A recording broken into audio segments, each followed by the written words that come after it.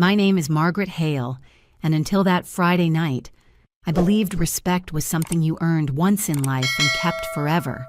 I was wrong. The restaurant smelled of roasted garlic and champagne. The chandeliers above us glittered like tiny suns. It was Andrew's birthday.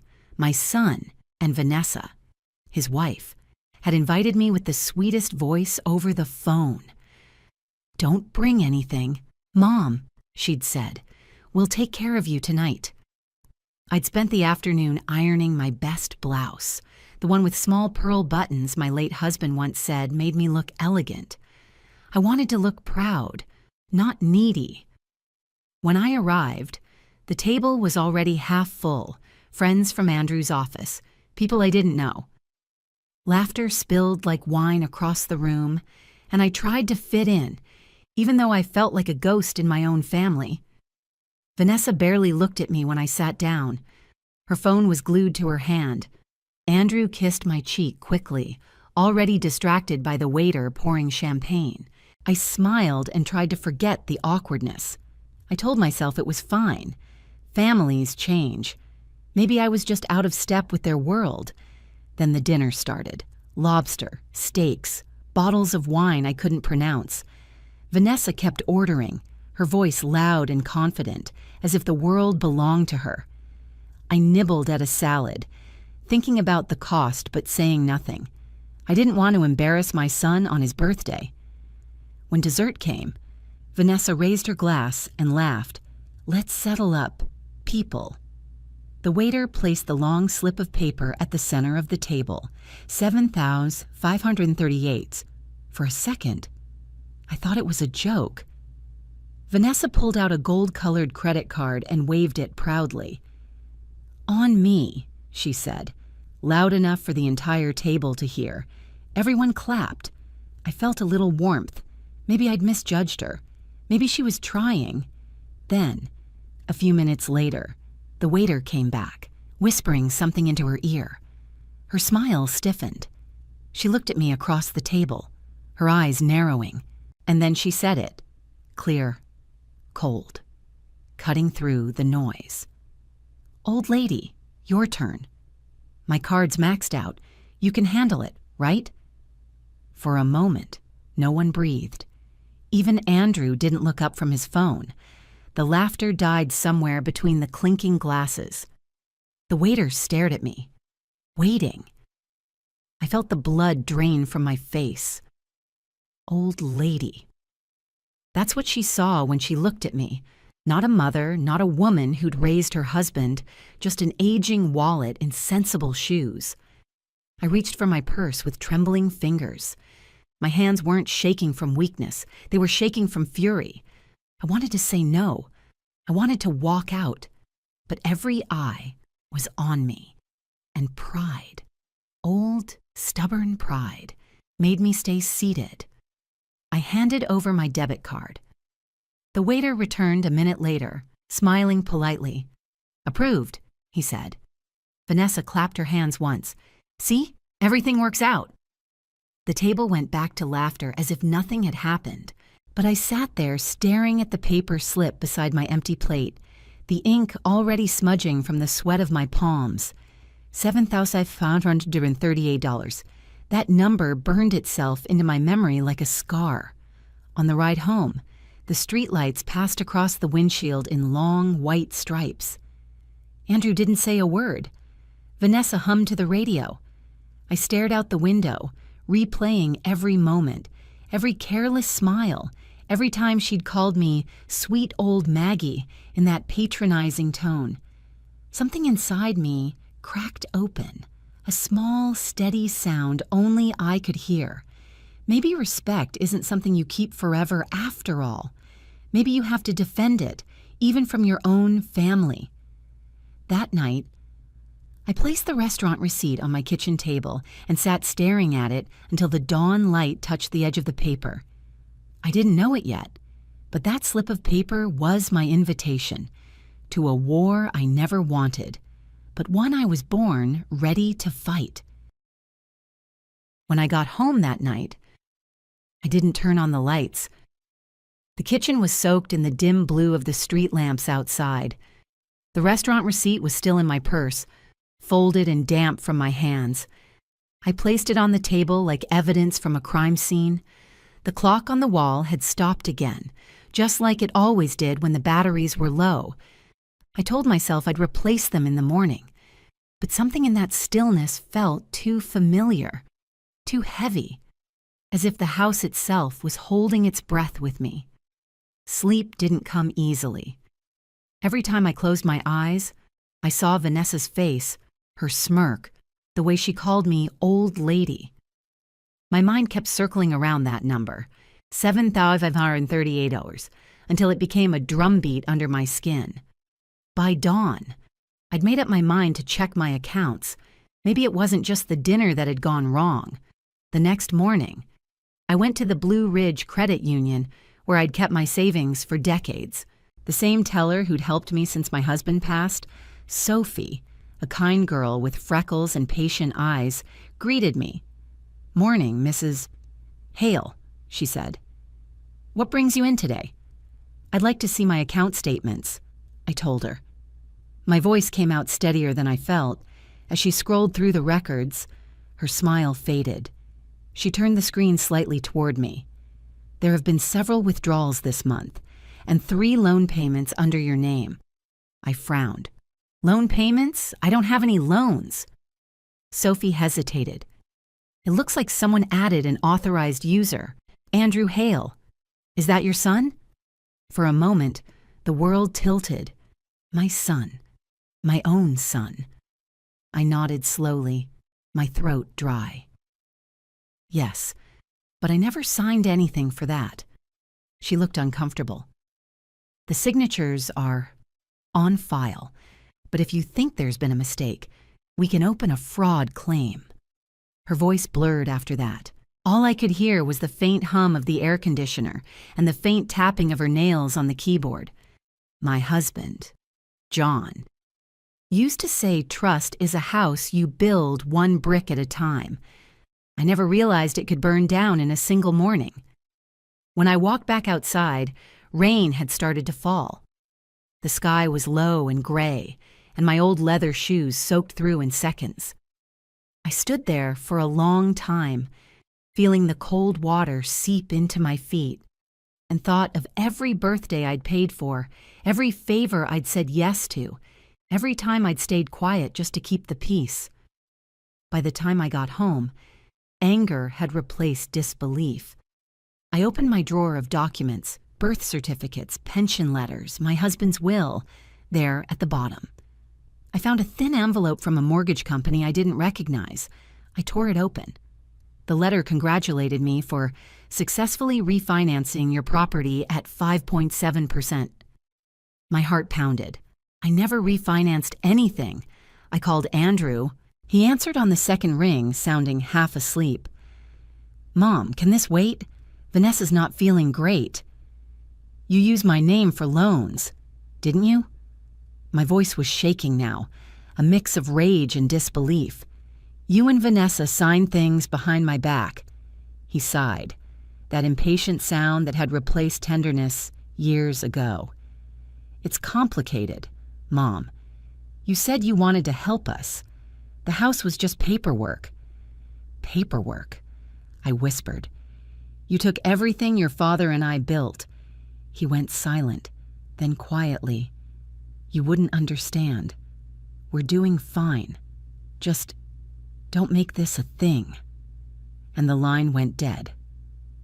I sat there, phone in hand, realizing that motherhood doesn't end when your child stops needing you. It ends when he starts using you. That evening, Sophie called from the bank. "Mrs. Hale," I checked further.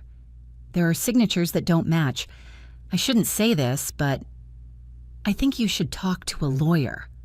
I thanked her, though my voice was barely a whisper. After I hung up, I stared at the framed photo on the mantel, John in his uniform, smiling like he still believed the world was fair.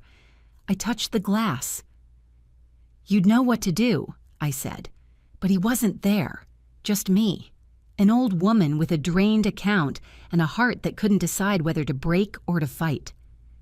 The next morning, I made a call to a name Sophie had given me, Helen Brooks, an attorney who specialized in elder financial abuse. Her office was a tiny place near the courthouse, walls covered in degrees and framed newspaper clippings. She listened without interrupting, her pen scratching notes in neat, deliberate strokes. When I finished, she looked at me the way a doctor looks at an open wound. "Mrs. Hale," she said softly, "what your son and daughter-in-law did is fraud, but it's also personal. You're going to need strength for both kinds of battles." I took a deep breath. "Then I'd better start now."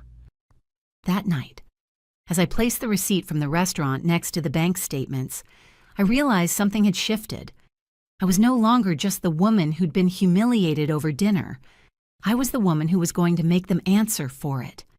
And somewhere deep inside me, the old clock on the wall ticked once, as if it had finally decided to start running again.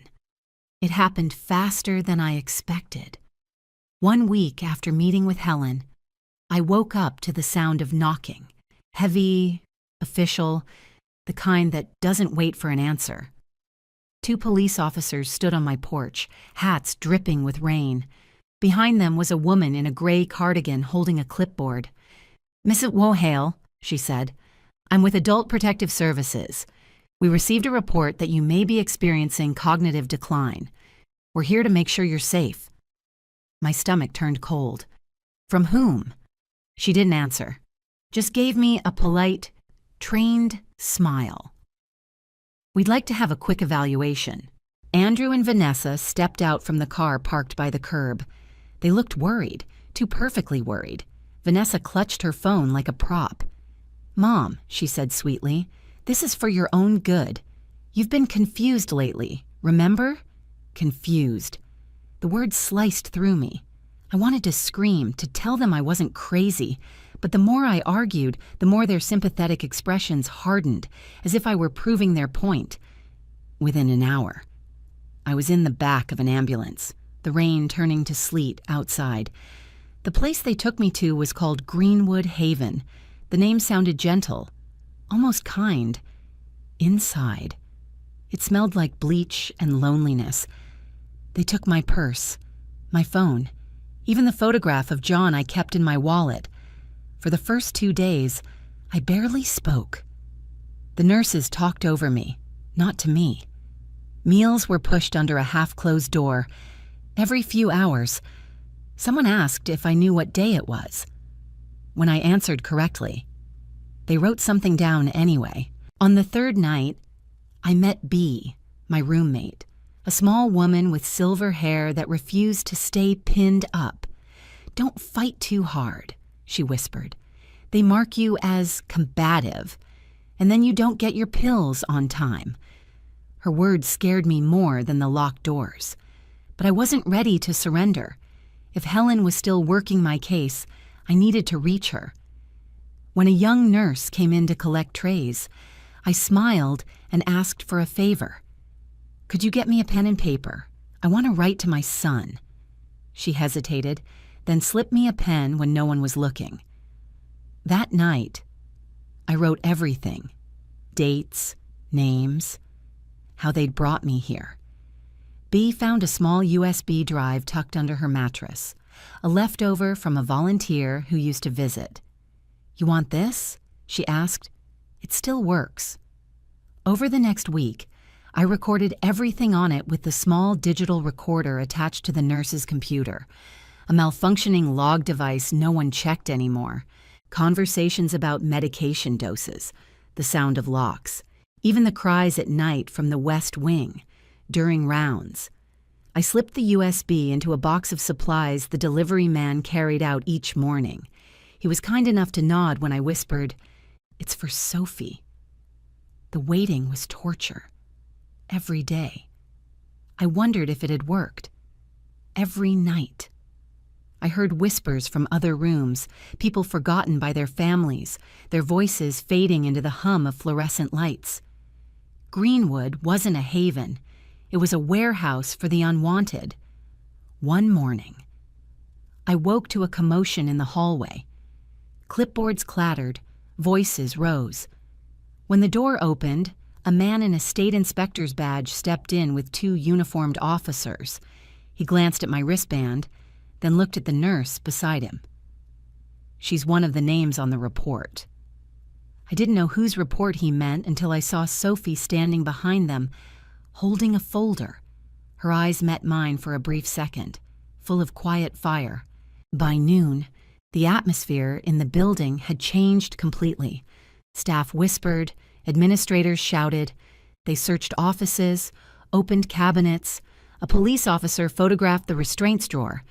That night, Bea squeezed my hand. "You did this," she said softly. "You got them to come." I wanted to believe her, but I didn't feel victorious, only numb. The next morning, 2 officials came to my room.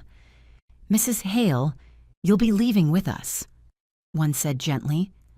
"You're not supposed to be here." The hallway smelled like rain again as they led me outside. For the first time in weeks, I felt real air on my face. Helen was waiting by her car. When she saw me, she hugged me without hesitation. "You're free," she said, voice trembling. "And they're about to learn what that means." I looked back at the gray building with its locked windows and whispered, "Not just me, all of them." Because freedom, I realized, isn't just walking out of a door. It's knowing you'll never let anyone lock it behind you again. The courthouse smelled like old paper and rain. I sat on the wooden bench outside the courtroom, clutching my coat even though it wasn't cold. Helen sat beside me, reviewing the documents one last time. "Stay calm," she whispered. "You don't need to prove anything. The evidence will speak." But it wasn't the court I was afraid of. It was seeing my son again.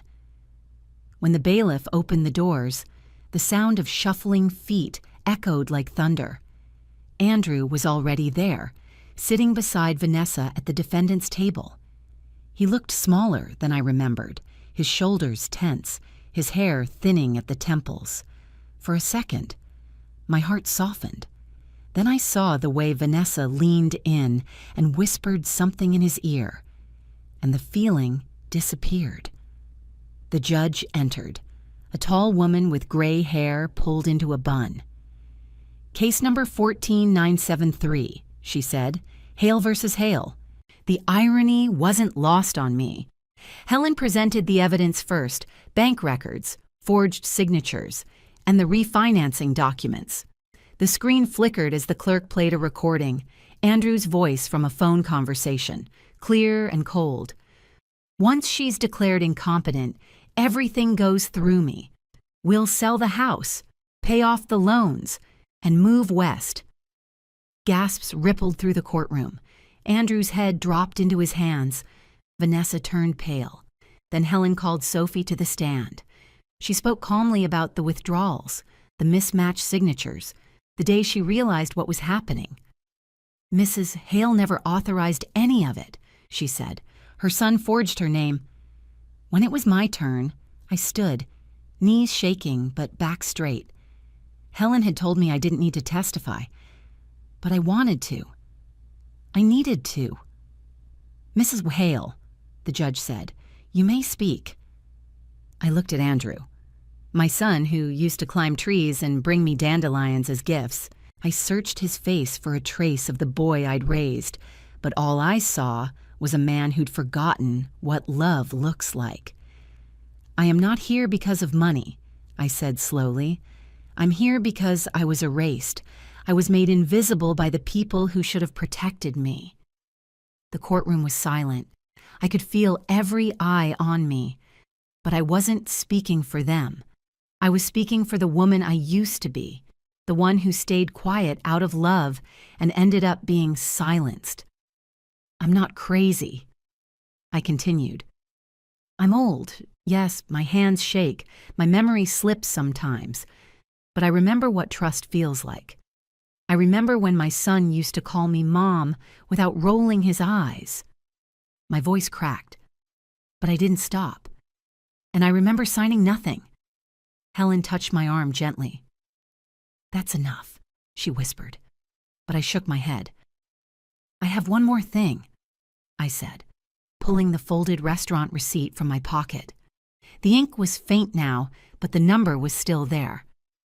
It started with this: a dinner I didn't order, a bill I shouldn't have paid. That was the night I realized they no longer saw me as family, just a source. I placed the paper on the table between us. This is how it ends. When I sat down, Andrew looked up for the first time. His eyes were red.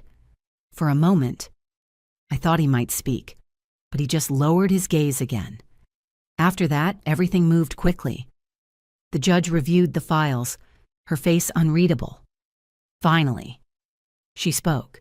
"Mrs. Hale, you are found competent and of sound mind. Mr. and Mrs. Hale," she looked at them sternly, "you are guilty of financial exploitation and falsification of documents. Sentencing will include restitution and probation. The state will open a broader investigation into Greenwood Haven." I didn't smile. I just exhaled, a breath that had waited months to escape. When the gavel struck, it sounded like thunder rolling through my bones. Outside, reporters asked for comments, but I ignored them. Helen walked beside me, carrying the case file under her arm. "You did it," she said. I shook my head. "No, we did." As we reached the courthouse steps, Sophie waved from across the street. The sun broke through the clouds for the first time that day, catching on the glass of nearby buildings. I closed my eyes and felt the warmth on my face. Behind me, I heard Andrew call softly, "Mom." I turned. He looked lost, standing alone while Vanessa argued with their lawyer. "I didn't mean for it to go this far," he said. "I know," I replied. "But you let it?"